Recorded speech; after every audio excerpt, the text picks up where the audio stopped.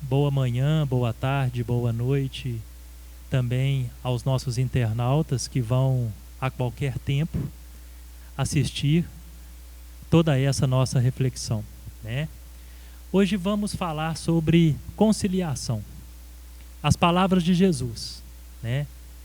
Que falavam aí sobre conciliar com o nosso próximo, conciliar com aquele que está caminhando conosco antes que seja tarde.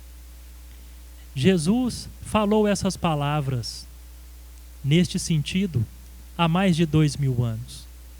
Falou para pessoas simples, pessoas que não tinham o entendimento das leis universais, da lei de causa e efeito, da lei da diversidade, pessoas humildes, ignorantes, mas que Jesus veio com toda a sua sabedoria trazer metáforas, metáforas que se perduram nos séculos e nos milênios. Hoje temos a oportunidade de estudar essa passagem do Cristo de uma forma mais aprofundada, né?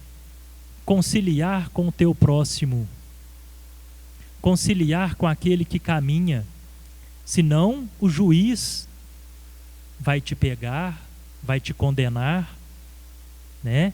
E o oficial de justiça vai te mandar para a prisão. Naquela época tinha juízes, né, que decidiam sobre a conduta das pessoas e tinham várias prisões, vários prisioneiros, de acordo com as leis que regiam naquela época, eram presos. E nós, até então, antes que a luz dos Espíritos viessem para trazer para nós o entendimento pleno, né, ou parte do entendimento dessa passagem, porque o entendimento pleno ele ainda virá a surgir de acordo com a nossa percepção, né? Eles trazem para nós este esclarecimento. Mas até então nós pensávamos da seguinte maneira: conciliar com o teu próximo. Por que devemos conciliar com o nosso próximo, com aquele que caminha conosco? Porque nós ofendemos alguém. E se nós ofendemos, devemos nos desculpar, refazer. Mas às vezes isso não é possível. Às vezes a ofensa é tamanha que aquele que nós ofendemos, aquele que nós maltratamos, não aceita o nosso conforto. Às vezes também não arrependemos daquilo que fazemos. Às vezes, muitas das vezes, fazemos e, se fosse necessário, na nossa ignorância ainda falamos assim: fiz e faço novamente, porque foi merecido. Mas aí Jesus vem e fala: reconcilia-te, concilia-te com aquele que caminha junto com você, para que depois você não tenha dívidas para com ele e para com a justiça. Bom, hoje temos a oportunidade de analisar um pouco mais a fundo essa questão. Por que que Jesus pediu tanto? Pediu nessa passagem que ficou marcada para a gente reconciliar com aquele que caminha conosco. Seria somente para pedir desculpas e refazer o que nós fizemos? Seria por causa do outro? Ou seria por nossa causa? Todas as passagens de Jesus, todo o ensinamento de Jesus, devem ser voltados para o nosso interior, para a nossa caminhada, para o nosso processo evolutivo. Então, antes de entrar agora no esclarecimento sobre essa passagem, eu gostaria de fazer uma reflexão com vocês sobre uma questão que eu admito e considero uma das mais ou a mais importante na nossa existência, que é a consciência. O que é uma consciência? Uma consciência tranquila, uma consciência limpa? Ela está ligada ao pensamento? Não. Nem ao sentimento, ao coração. Ela está ligada a algo além disso, ao nosso próprio espírito. Por quê? Vamos identificar. Às vezes uma pessoa te maltrata, às vezes você comete algum equívoco e o seu pensamento fala: fiz certo. A pessoa me maltratou, eu revidei. Eu fui lá e adquiri o que era meu de direito. Eu fiz, mas eu tenho uma consciência tranquila. Muitos falam assim em pensamento. Isso é um ponto bem raso sobre o que é consciência. Às vezes, a consciência enganosa está no coração, que a gente sente ódio, rancor, tristeza, injúria. E aí, o nosso pensamento e o nosso sentimento nos trai. Eu gosto de todas aquelas pessoas, exceto daquela outra que eu tenho sentimentos ruins sobre ela. Não quero ficar perto dela. Não gosto dela. Olha só como que o sentimento também traz um estado de consciência enganoso. E aí você vê pessoas que convivem com a gente, que comete coisas ruins e fala-se assim: eu estou de consciência tranquila. Eu deito a cabeça no travesseiro e durmo tranquilamente. Mas a verdadeira consciência, ela está ligada ao espírito, a algo além do pensamento e do coração e do sentimento. Ela está ligada a uma essência que se enraiza no nosso ser. E quando que nós identificamos essa consciência? Conseguimos identificá-la no plano físico? Conseguimos, com algum esforço, com estudos, com buscas, com reflexões, com meditações, com análises profundas sobre a nossa forma de viver e de reagir. Mas ela se torna nítida quando nós desencarnamos. Porque quando nós desencarnamos, o pensamento e o coração se transforma nesta consciência do nosso espírito. E as consciências são poderosas. As consciências transformam, constroem mundos. Consciências que vibram em dimensões baixas, uma consciência, 2, 3, 4, milhares, elas conseguem, naquele estado vibracional, materializar o mundo. O umbral, por exemplo. Quem criou aquela zona angustiante e triste em que muitos de nós já estagiamos e ainda iremos estagiar? A nossa própria consciência. Milhares de espíritos desencarnados, vibrando na angústia, na tristeza, na intolerância, na falta de conhecimento, no arrependimento, se encontram nessa dimensão que se materializa aquele pântano. Todos já viram o nosso lar? Pois então, André Luiz, naquele momento do desencarne, vibrava nesse estado de consciência angustiante. A consciência também, quando ela se materializa de forma mais evoluída, ela constrói as colônias espirituais, as cidades espirituais. Então, os blocos de espírito se organizam segundo a sua faixa vibracional. Olha, vamos trazer agora este conceito para a passagem de Jesus.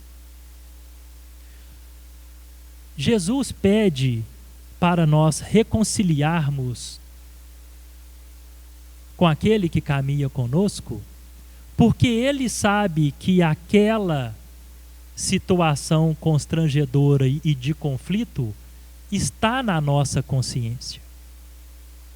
E sabe que o nosso futuro depende de dissipar aquele equívoco ou fazer como se nada tivesse acontecido, ele permanecer na nossa consciência. Quem é o juiz? É a nossa própria consciência. O que é a prisão na parábola de Jesus? É aquele lugar que nos aprisiona, em que nós ficaremos um tempo até percebermos a necessidade do arrependimento. Concilia-te enquanto é tempo. E isso não é somente em relação a uma outra pessoa. A consciência de cada um de nós, tão importante, ela está de acordo com a frequência dos nossos atos. Seja no trabalho, um exemplo. Como é a nossa conduta em relação ao nosso profissional? Fazemos aquilo que gostamos ou somos escravos daquilo que fazemos? Lidamos bem com as pessoas do nosso convívio? Estamos colaborando no nosso projeto reencarnatório e no projeto reencarnatório da nossa comunidade? Ou o nosso trabalho visa somente as questões materiais da nossa vida? O nosso esforço, o nosso suor, deve-se sim contemplar as nossas necessidades materiais. Mas, além disso, deve contribuir para a evolução. Seja sua somente, ou de um grupo de pessoas, e se tiver oportunidade, mais amplo do que isso. Porque até em relação ao nosso trabalho, a nossa consciência no futuro vai nos cobrar ou vai nos libertar.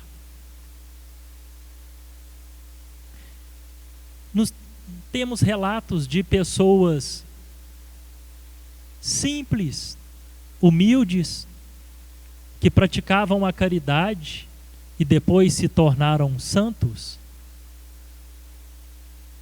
Por quê?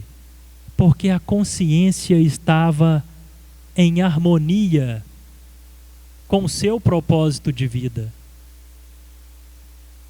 Não é mais fácil o rico passar pelo buraquinho de uma agulha? O camelo, né? Do buraquinho da agulha, do que um rico entrar no reino dos céus? hora nenhuma falo das nossas necessidades e da dignidade do nosso trabalho, mas que não seja na nossa consciência o mais importante em nossas vidas. A relação familiar também. Nós escolhemos as nossas famílias de acordo com as nossas necessidades. Ali tem todos os mecanismos que nós precisamos para nos ajudar e ajudar aquele que caminha conosco. Tratamos isso como um presente de Deus, uma oportunidade, ou como uma cruz que carregamos? Não espere suportar a família, ou o marido, ou a esposa, ou o filho, ou a sogra, a vida toda, com o pensamento assim: quando eu morrer eu vou ficar livre disso. O que Jesus pede não é que você carregue uma cruz, mas que você, diante da sua vida,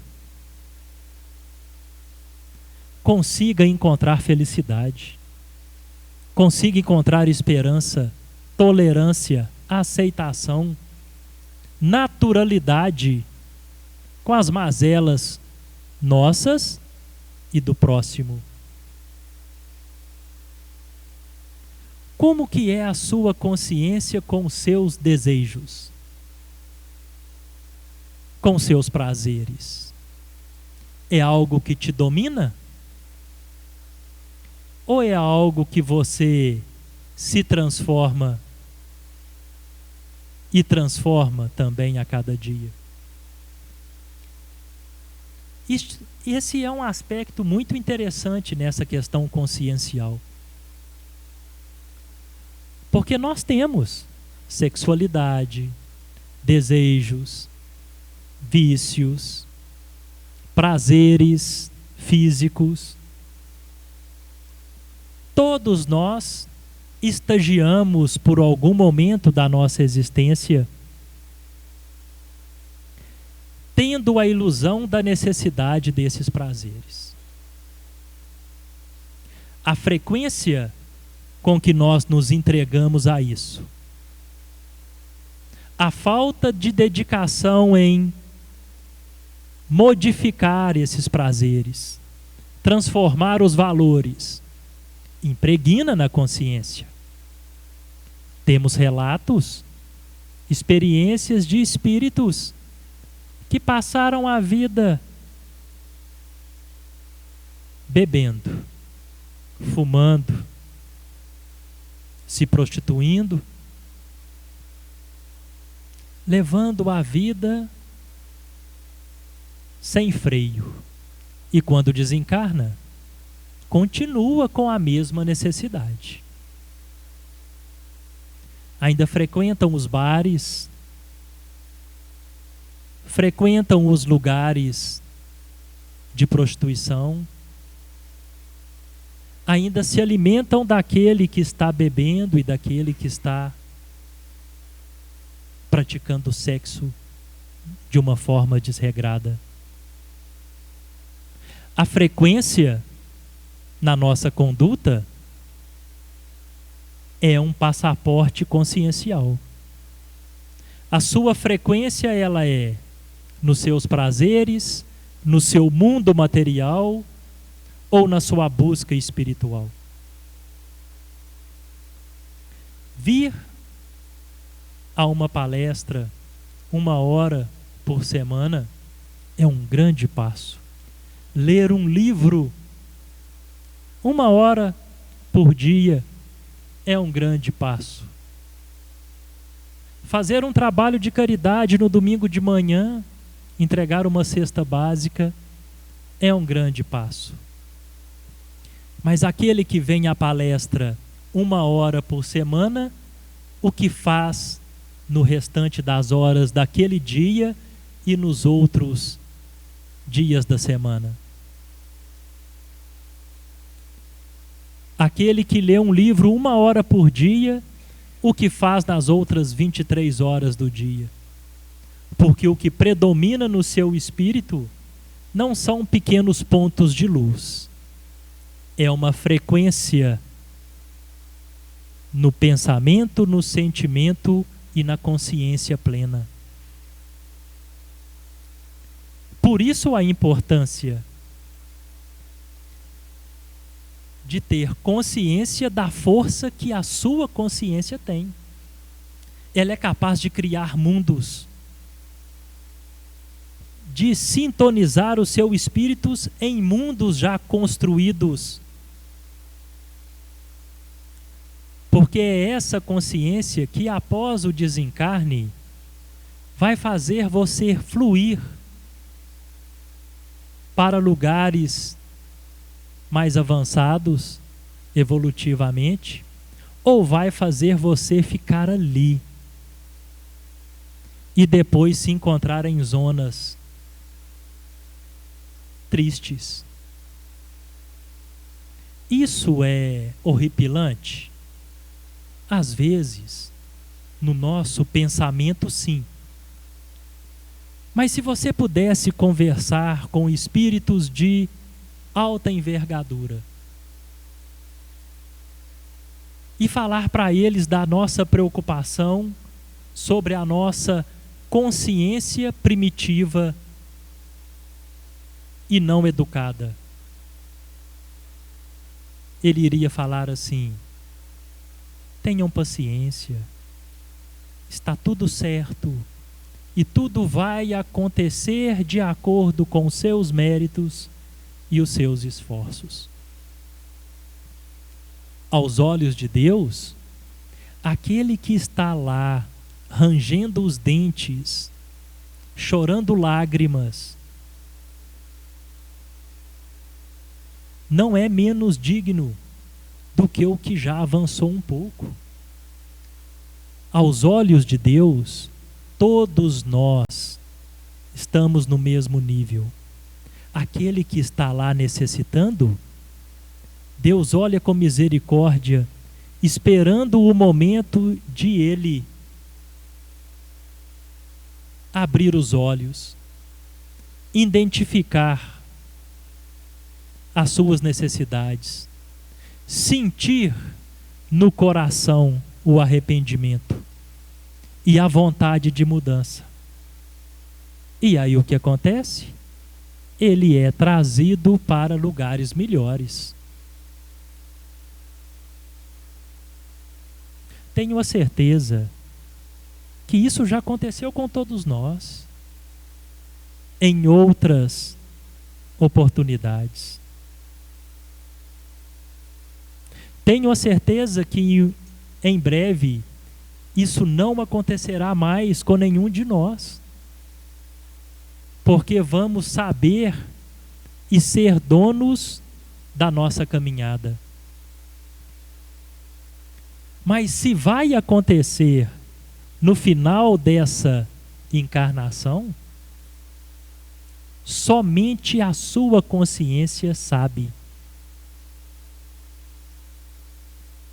Não é um juiz, alguém que manda você para o céu ou para o inferno, para o umbral ou para uma cidade de luz espiritual. É aquilo que está além do que você pensa e além do que você sente. Porque o seu sentimento pode te enganar. A gente não sente raiva? A gente não sente ódio? A gente não sente, às vezes, inveja do outro? Orgulho? Vaidade? Eu poderia ficar aqui até terminar o estudo falando um monte de coisas que a gente sente. Todos nós sentimos isso. E quando sente, o que devemos fazer? Opa, este caminho me prejudica. Deixa eu mudar o rumo da história. Nós não pensamos também um monte de atrocidades? E às vezes a gente pensa que atrocidades é só aquilo que prejudica o outro. Às vezes a gente passa horas e horas, dias e dias, meses e meses, pensando em ganhar mais dinheiro. Pensando em trocar de carro, trocar de casa, comprar roupa, comprar tênis, comprar sapato, comprar isso, comprar aquilo, viajar. Passa uma frequência exagerada se dedicando à matéria. É necessário. Tá fazendo frio, vem para cá sem a roupa necessária, gente fica doente, aí tem que tomar remédio, né? Então, as questões materiais nós já sabemos do que nós precisamos. Devemos preocupar com isso? Devemos. Devemos lutar para ter aquilo que Deus permitir que tenhamos? Devemos. E se tivermos, vamos usufruir disso com sabedoria. Mas que a nossa frequência seja voltada, a nossa importância maior seja voltada para a nossa consciência, o nosso coração, educar o nosso coração, educar o nosso pensamento. E Jesus trouxe tudo isso. Esta é uma pequena passagem de Jesus. Canônicos são 4 evangelhos. Apócrifos tem mais. Com pequenas passagens maravilhosas que trazem de uma maneira simples para o povo daquela época ensinamentos que hoje se revelam e nos trazem à luz da nossa caminhada.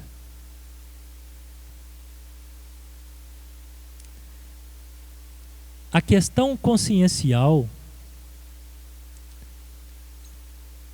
acredito ser a chave, o segredo da evolução espiritual.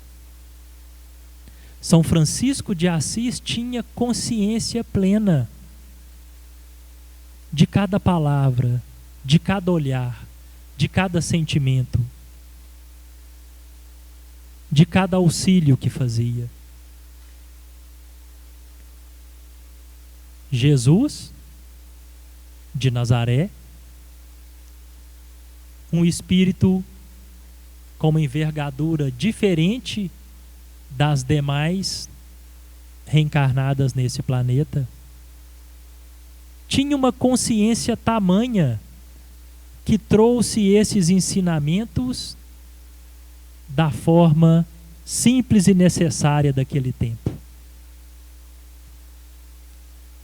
Mas ele tinha a certeza que essa passagem pequena iria crescer ao longo do tempo no nosso entendimento.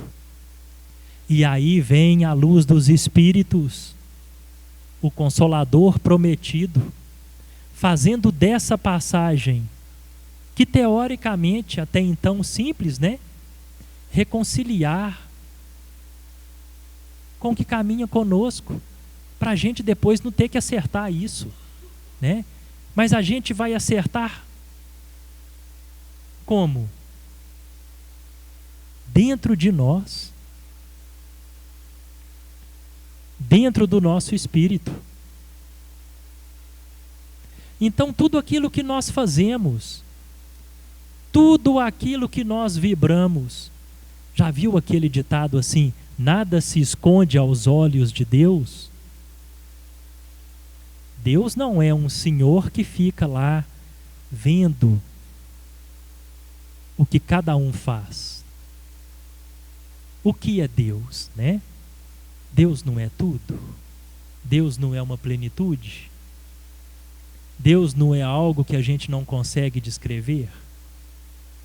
Mas dentro do estudo podemos afirmar que Deus é a nossa consciência, não o nosso pensamento, nem o nosso sentimento, que ainda é imperfeito, mas Deus é a verdade dos nossos atos.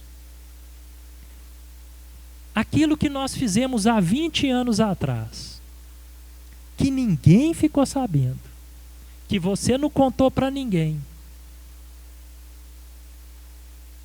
aonde que está? Na sua consciência, no seu espírito.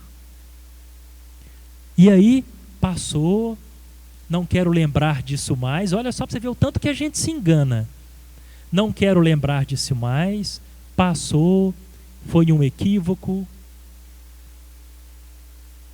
Sim, precisamos trabalhar isso. Não é que um equívoco vai se enraizar em nossa mente e nunca mais vai sair. Ele vai sair. Mas o que você vai trazer para o seu espírito para que aquilo saia? Mudança de hábito. Mudança de conduta.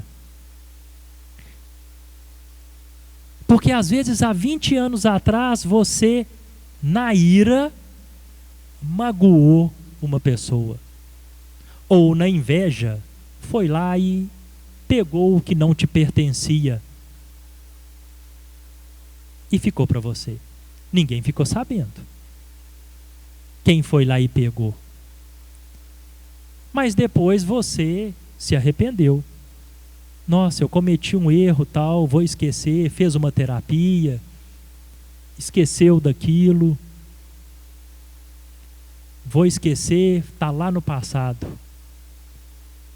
Sim, o caminho é esse. Mas se você ofendeu alguém e continua cultivando a ira dentro de você, aquele momento continua dentro de você. Se você foi lá 20 anos atrás, pegou o que não te pertencia, levou para sua casa, usufruiu, ninguém ficou sabendo. Se você fala assim, está no passado, durmo de consciência tranquila, não vou fazer isso mais.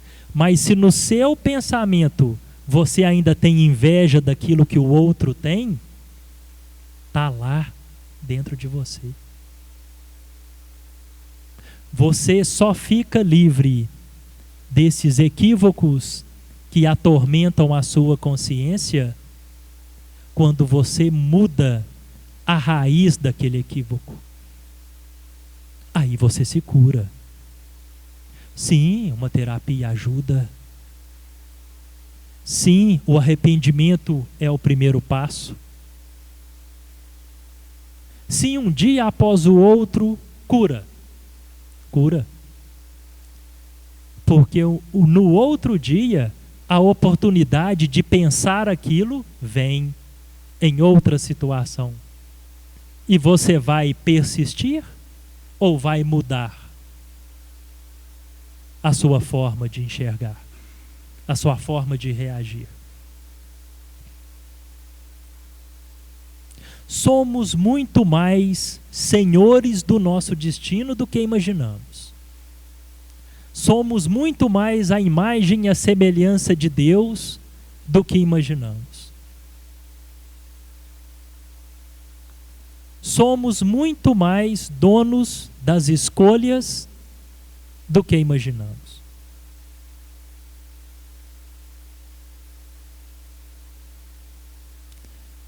O nosso coração, como eu disse, ele às vezes nos engana. Às vezes, ele nos faz ter certeza de que aquele sentimento é o sentimento que você tem no seu espírito. E às vezes, você tem aquele sentimento devido à conduta equivocada ao longo do seu passado. O seu sentimento pode te tender à traição. Às vezes você não está contente com o seu relacionamento. Ou às vezes você está contente com o seu relacionamento. Mas a falta de prudência te manda novas aventuras. E aí você se entrega àquele sentimento e vai, comete, volta em outra cidade, em outro lugar. Volta achando que está tudo bem. Ah, foi um impulso. Cuidado que aquele impulso de algumas horas vai refletir em centenas de anos para ficar livre daquilo.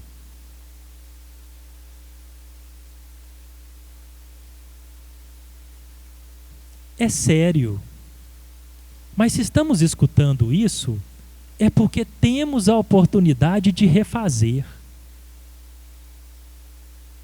E a gente refaz na frequência em outros caminhos.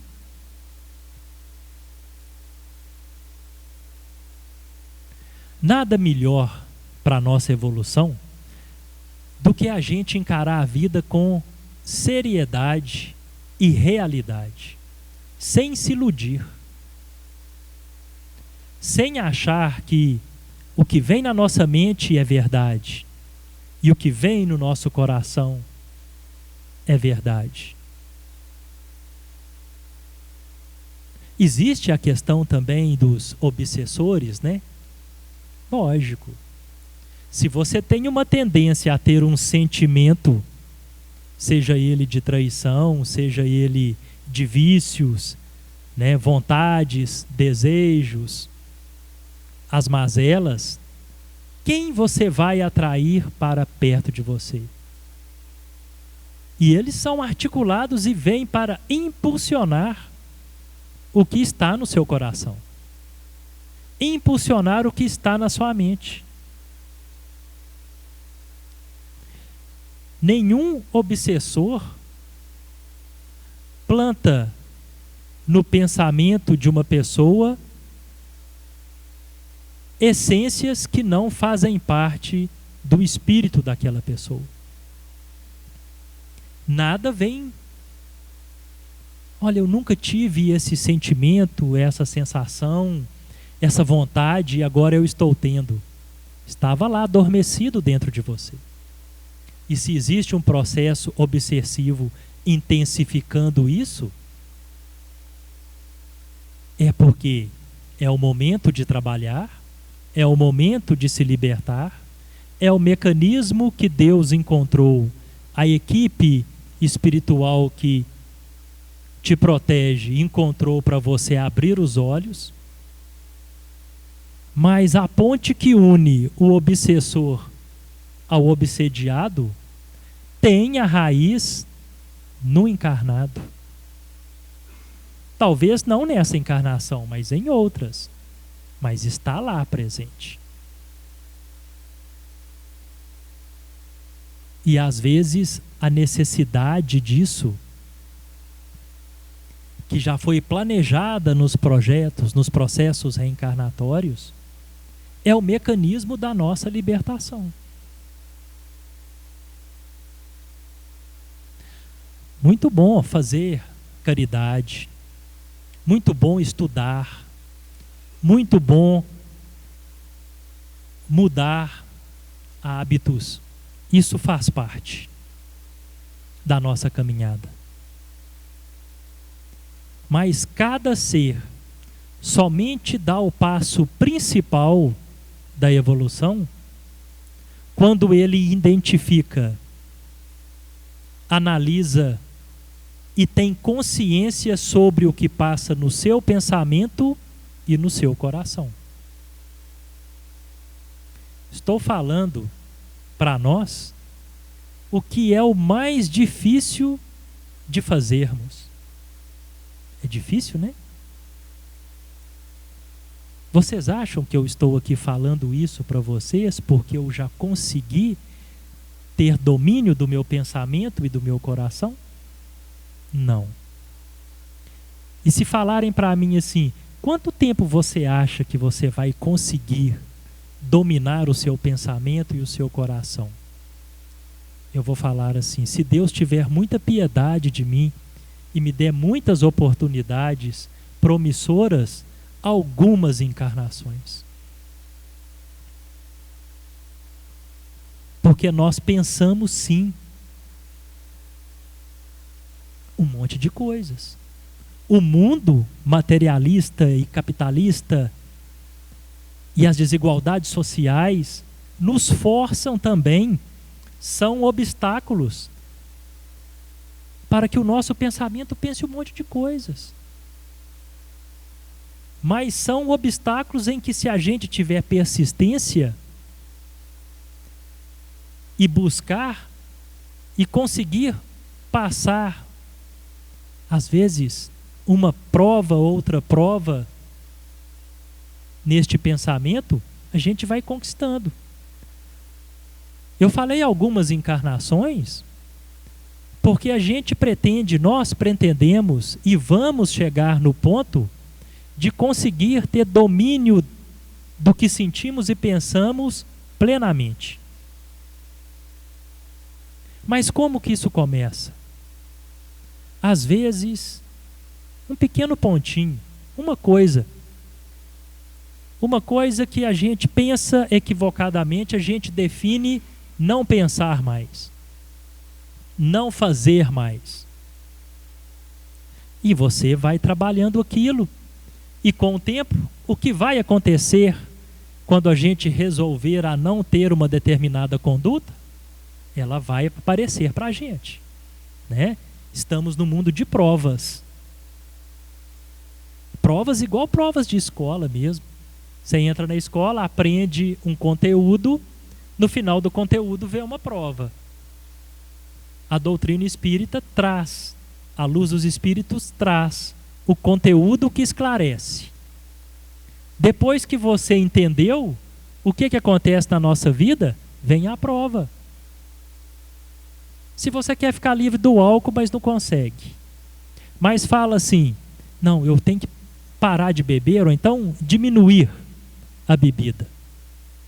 O que vai acontecer? Vai surgir uma festa com os amigos da infância, da adolescência, e vai estar tudo muito gostoso e você vai ter a oportunidade de ir, né?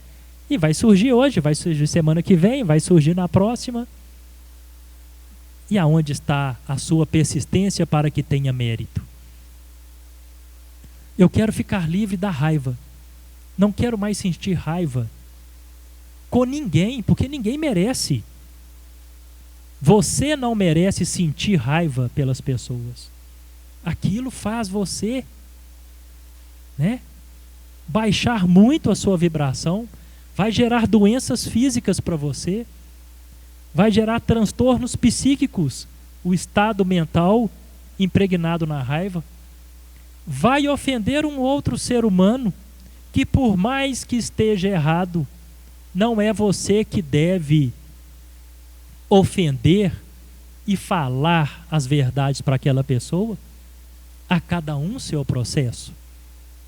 Mas se você percebe isso e fala, eu a partir de hoje vou esforçar para que eu não sinta raiva com nenhum ser humano desse planeta, porque eu não mereço, não quero isso para mim, e ninguém merece também.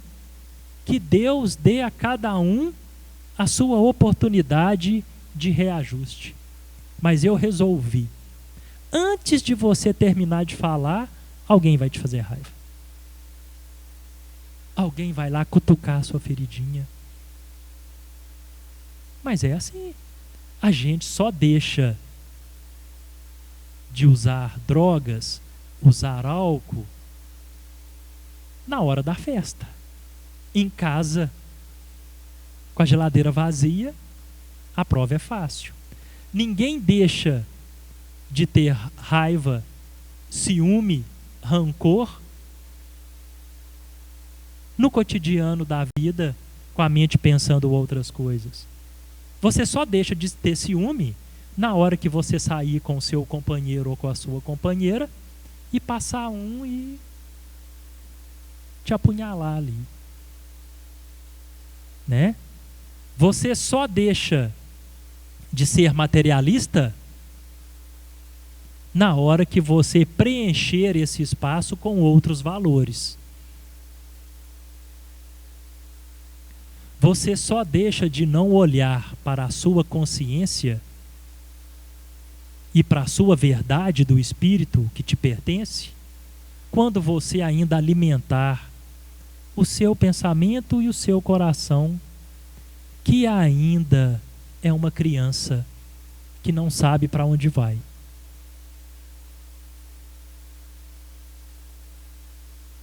Como eu disse, eu ainda não conquistei isso.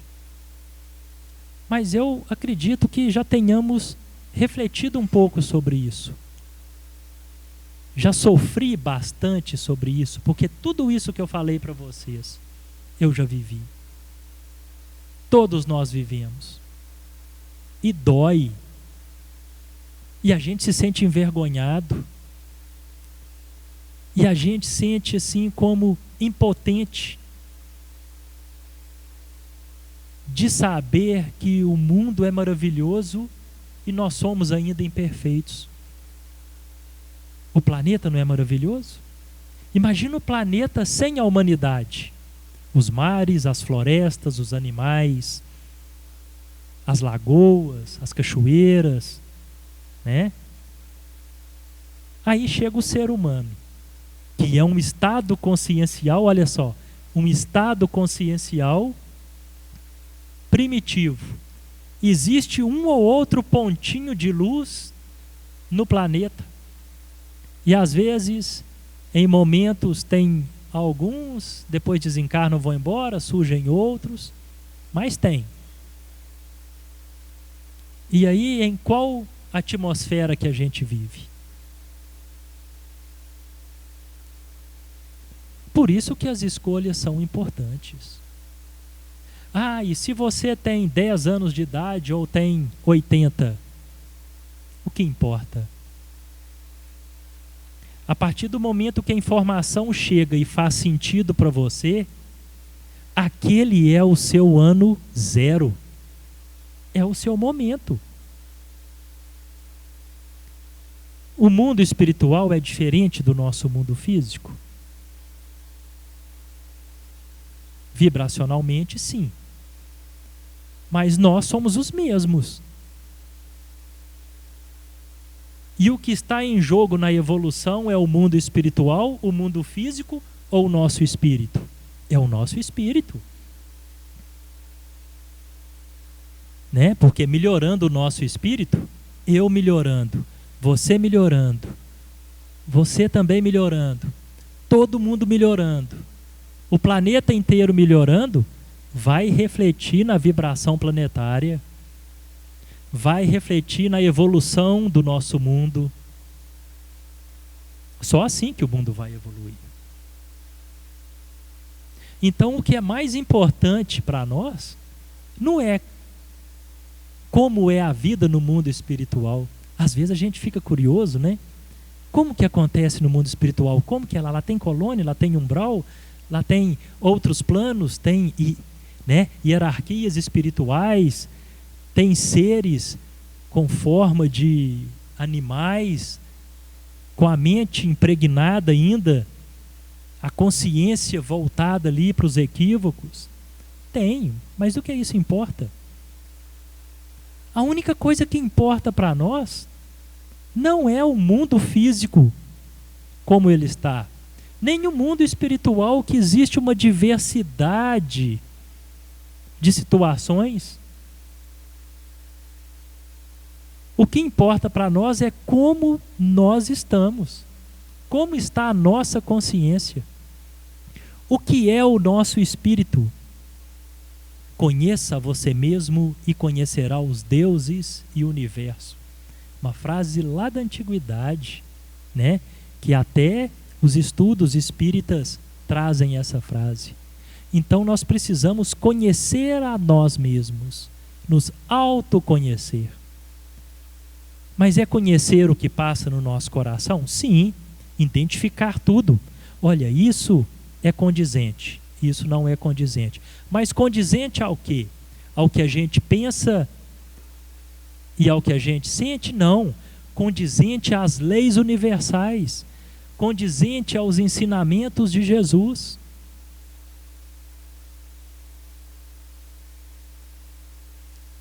E a partir do momento que você identificar o que você pensa, o que você sente, e aliado a isso você estudar muito a lei de causa e efeito, a lei da diversidade, a mediunidade, os processos reencarnatórios, as inúmeras possibilidades que o espírito tem, né? E ter muitas informações, você começa a identificar a sua consciência, porque a consciência de cada um é diferente, mas o que rege a consciência de cada um são as mesmas leis, as leis universais.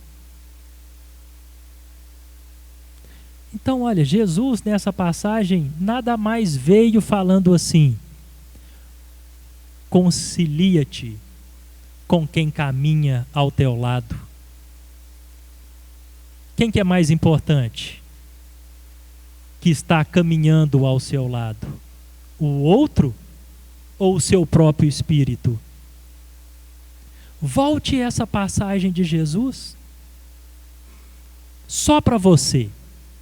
Porque às vezes, aquele que você magoou, já te perdoou, já não quer nem saber mais daquilo que você fez com ele, já está evoluindo, crescendo. Às vezes o que você magoou em outras existências, já está num plano superior ao nosso. E nem guarda mais no seu espírito aquela mágoa. Porque a situação não aflige tanto ao longo do tempo, não aflige tanto ao longo do tempo aquele que é maltratado. Mas aquele que maltrata, aquele que comete um equívoco, se torna eterno enquanto não reajustar. Então vamos voltar ao ensinamento de Jesus, quando ele falou e todo mundo achava que falava em relação a outra pessoa.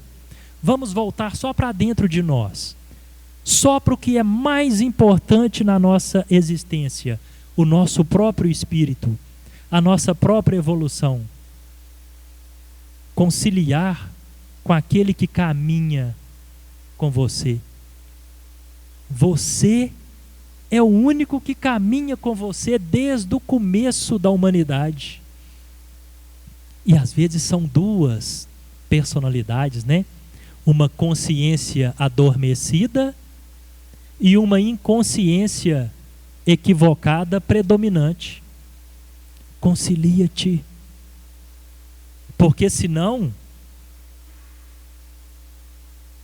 o juiz, que é essa consciência, que são as leis universais, vai te cobrar e vai te fazer estagnar durante muito tempo nos seus equívocos, na sua falta de transformação, na sua verdadeira busca.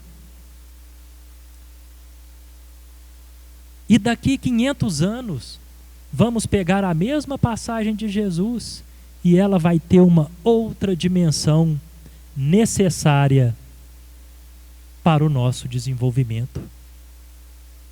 Porque as palavras do Cristo são dimensionais, além daquilo que está escrito. Ela tem interpretações que pulsam no nosso espírito. E se a gente tem a oportunidade de entender isso, isso está soando como algo preocupante ou como algo esperançoso? Se é preocupante, porque os vícios ainda estão muito enraizados.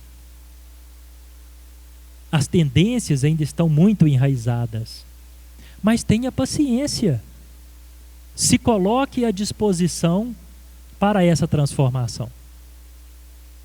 E quando as provas vierem, seja forte E se escorregar, bata a poeira das sandálias e continua a caminhada. Mas pelo menos a gente já começa a ter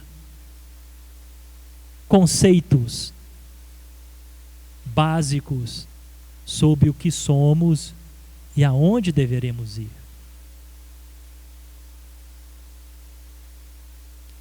Agora, se soou no seu pensamento e no seu coração como uma esperança, é porque algum passo já foi dado nesse sentido.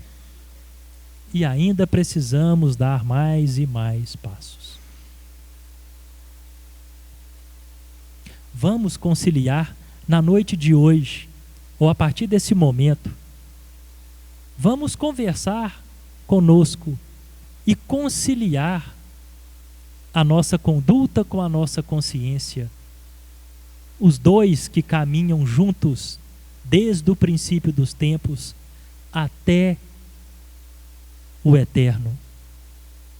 Conciliar o espírito, a consciência com as nossas atitudes é a nova dimensão que Jesus nos pede.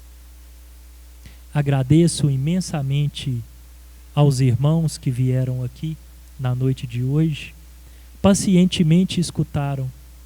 Peço desculpa às palavras que às vezes soaram de forma ruim no coração de alguns. Me perdoem, mas tenham paciência. Estamos aqui no intuito de ajudar, de colaborar no processo evolutivo de cada um. Graças a Deus.